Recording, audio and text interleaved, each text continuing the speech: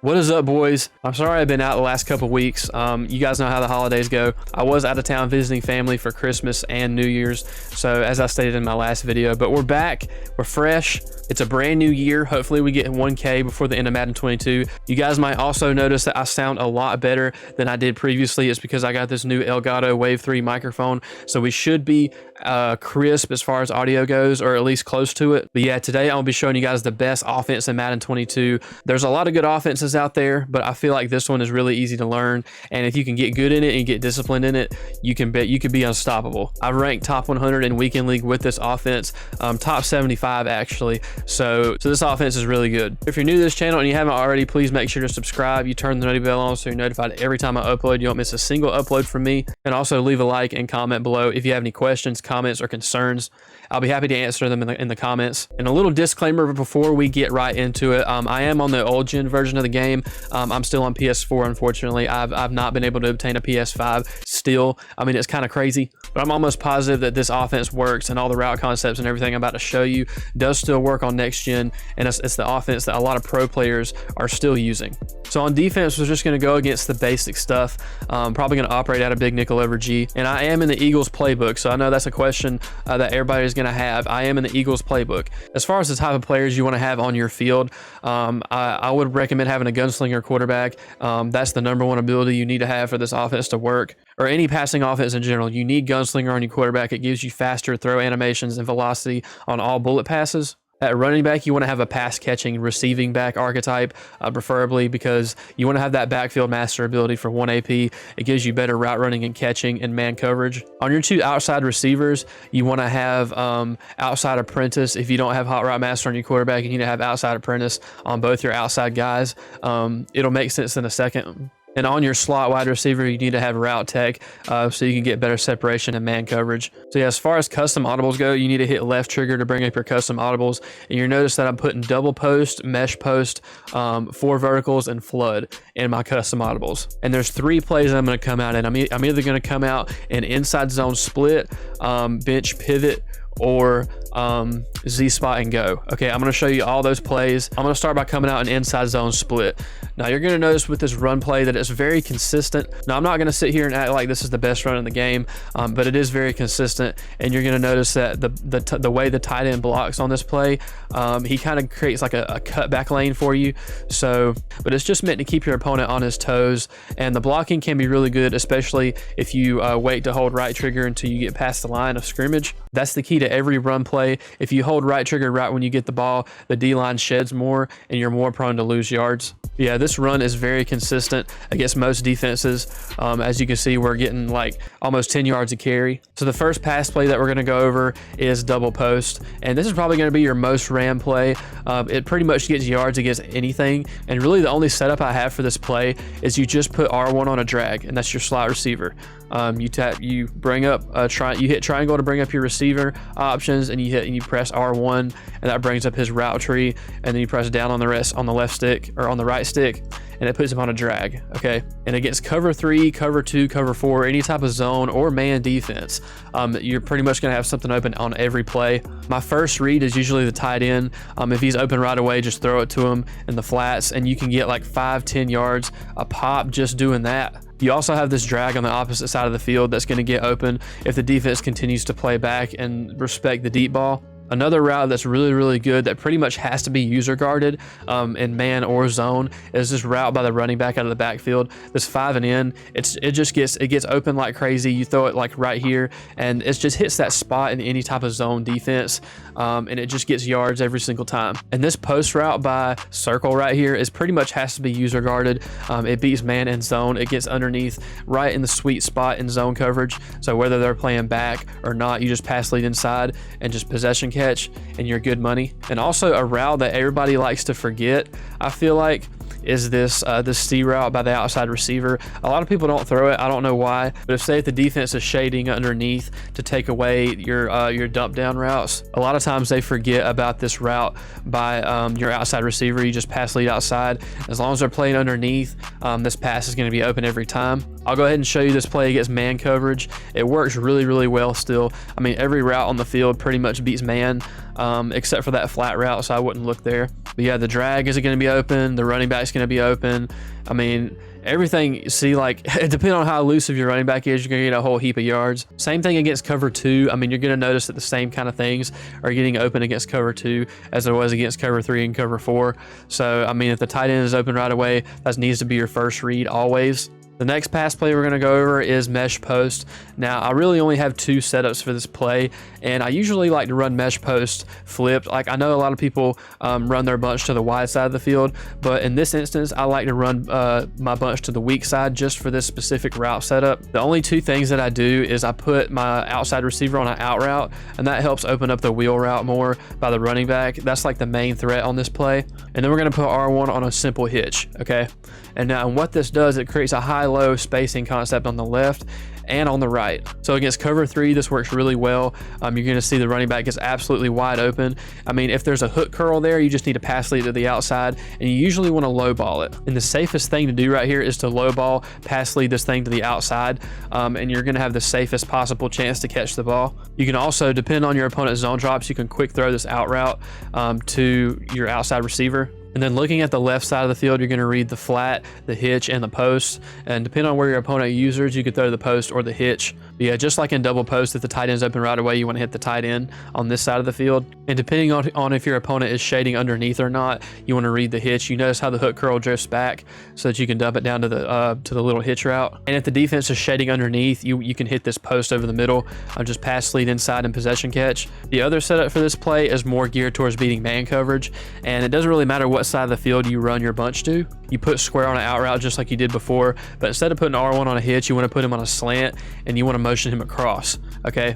And what this does is it gives your route tech more room to operate, and it just, if you motion any route, they can't press, or they don't get press win animations. So you're going to get better separation against man coverage whether you have route tech or not whenever you motion snap the slant. So yeah, like I said, square on an out route, R1 on a slant, and then you're just going to motion him over just like this, and your 2 reads are going to be the post and the slant. Okay, if he doesn't use the slant, you throw the post and vice versa. Now the next play we're going to talk about is verticals. Now verticals is like one of the most classic Madden plays. Yeah, you can run this play pretty much stock. You don't have to make any adjustments really, but your 2 reads against cover 3 are going to be the tight end up the seam and the 5 and in from the running back. You're going to notice if your opponent doesn't use her here, you just pass lead down, possession catch. It's easy yards every single time. And if they go user that tight end, you can always dump it down to the running back underneath right here and get a whole heap of yards underneath. Now against cover 2, this play gets really deadly, especially if your opponent does not have zone drops set. So what you can do is you can wait on this wheel route on the outside by Valdez Scantling, and if we get time in the pocket, you're going to see that we're going to be able to thread the needle down the sideline and possession catch and go out of bounds. That's going to be a lot of yards. And as usual, if you don't have time to throw it deep, you just check it down to your running back on your 5 and in. The next play we're going to go over is flood. Now flood is probably the most popular play, or one of the most popular plays in any bunch formation, because this is a 1-play touchdown against cover 3, just running it stock. Now I'm going to block the running back for extra pass protection, but you're going to see that we're in cover 3, okay? And the route you're looking for is Valdez Scantling, okay?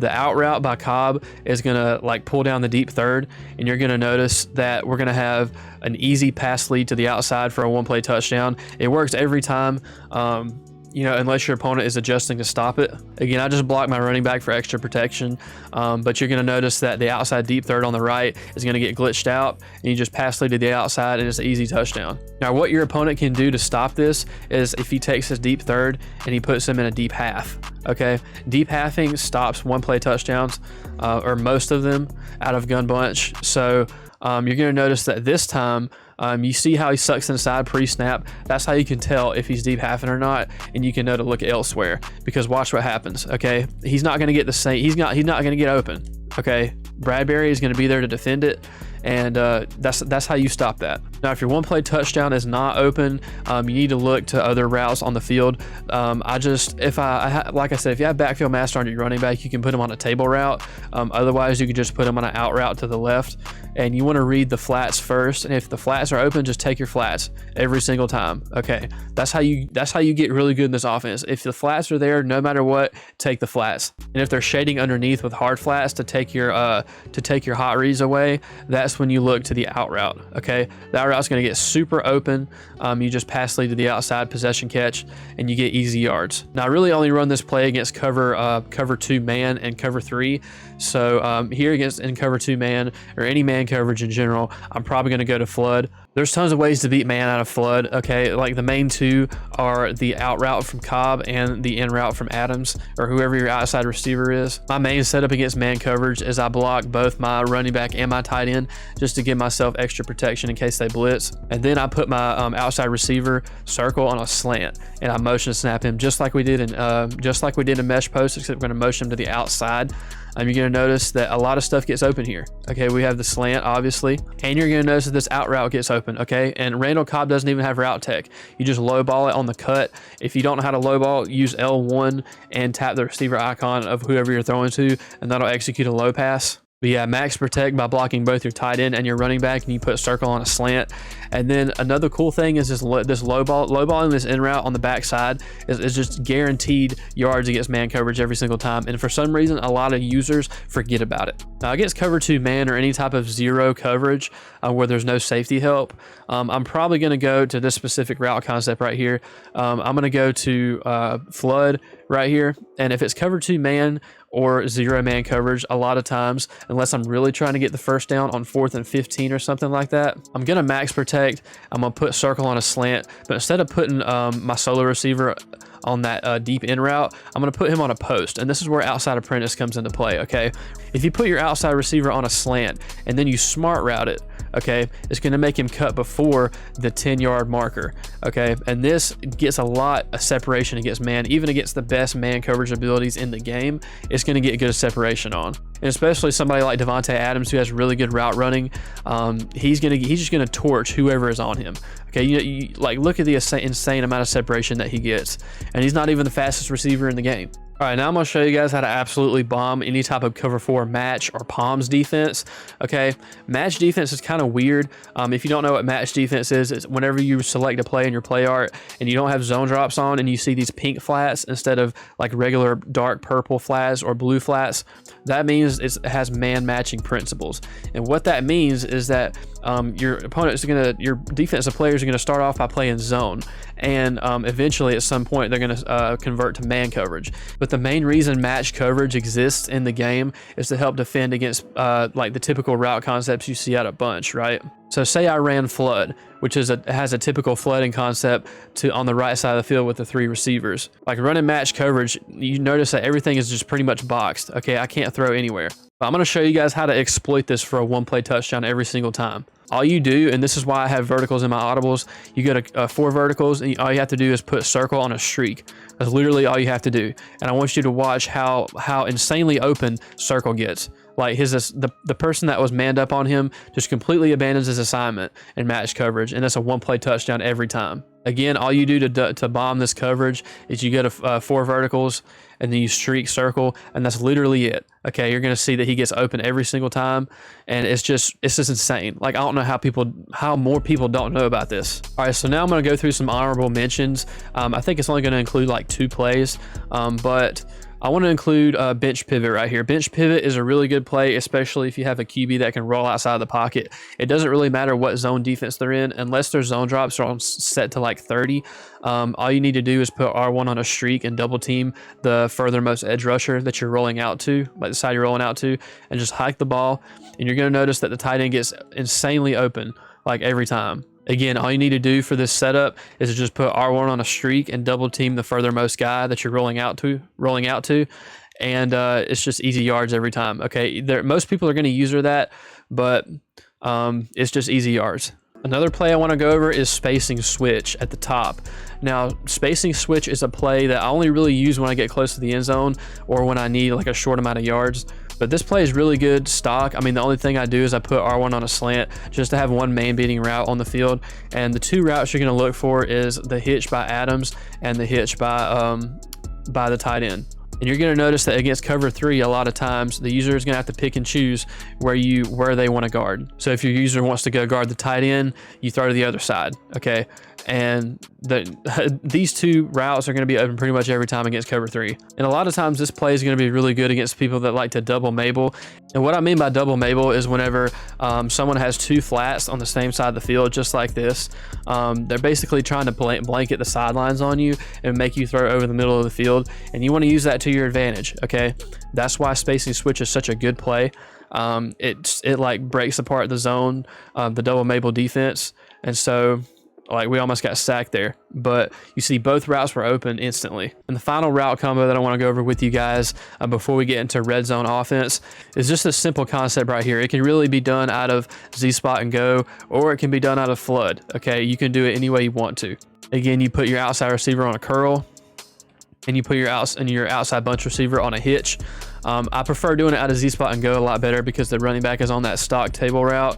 But yeah, this is really good stuff, guys. Like, you just low ball possession catch. A lot of times they won't go use that. All right, so now I respotted the ball inside the red zone so I can show you guys how I run my red zone offense. A lot of times when you get inside the red zone, especially on the 3 or the 1 yard line, you might as well just get in goal line and run the ball. It's the safest way to score. But if you need to pass, this is what you need to do in bunch. There's only 2 plays I would run inside the red zone if I'm going to pass, and it's typically either spacing switch or mesh post with the zone setup, where we put the R1 on a hitch and the square on an out route.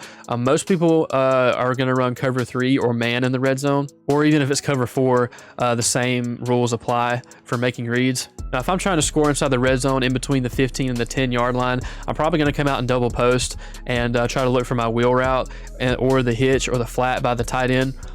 You want to just make a read right here. As you see, we have our setup back from previously with the R1 on the hitch and the square on the out route. You want to look for Tanyan, and then you want to look for Aaron Jones. That's the 2 reads you want to look for. If the tight end's open, just take it and waltz into the end zone. Or if you get a little bit more time, you want to pass lead inside and possession catch on this wheel route. And also make sure you low ball it. Remember, low balling is super important. Again, the play is mesh post, R1 on a hitch, square on an out route, and you just make a read against cover 3. Okay, you want to pass lead inside and possession catch. And you can also run spacing switch, okay? And remember, in spacing switch, we put R1 on a slant at all times, and you're gonna wanna look for square or the tight end, okay? Most of the time, the tight end or square is gonna be open. You just low ball and rack it. All right, now the last thing I want to show you guys real quick before we get out of here is the new trick that I've been doing in the red zone. Okay, and this is like a current gen thing, I think, but you just want to audible over here to quarterback draw. It can be any quarterback draw play, okay? And if you have a right-handed quarterback, you want to hold down L1, right? And when you want to point the left stick in the direction that your QB is handed. So if you have Michael Vick, you want to make it to the left. If you have any other right-handed quarterback, go to the right. And the regular quarterback draw, you're going to notice that how he drops back before he starts rushing for yards. The secret and why you hold L1 and then have the left stick pushed in the direction that your quarterback is handed is because you get an insane amount of, like, you just get a speed burst into the end zone. And that's what I've been doing with Randall Cunningham and Cam Newton in the red zone. It's really, really easy, and I'm pretty sure it's just a current gen thing, but it's super automatic and it can catch people off guard. So what you do is you just audible up to an empty formation with quarterback draw. You push left stick in the direction that you're going. If you have a right-handed quarterback, it's always to the right, and you want to hold L1 right whenever you hike the ball, and he gets this speed burst animation. It was a little delayed there, but as you can see, it's really automatic. And I'm doing this with Aaron Rodgers. Okay, so just imagine if you had a quarterback like Lamar Jackson or like Cam Newton or whatever. Okay, the quarterback is going to be much faster. So and the blocking sets up really nicely too. So yeah, guys, that is my offense. If you have any questions, comments, or concerns, please feel free to let me know in the comment section. I'll be happy to answer any questions that you guys have. And if you're new, make sure you like the video, subscribe, and you turn on the noti bell so you're notified every time I upload and you don't miss a single video from me. I know this was a long one, but I mean, it's for educational purposes and it's trying to help you guys win more games online. So if you enjoyed the video, hit the like button, and I'll see you boys in the next video. Peace.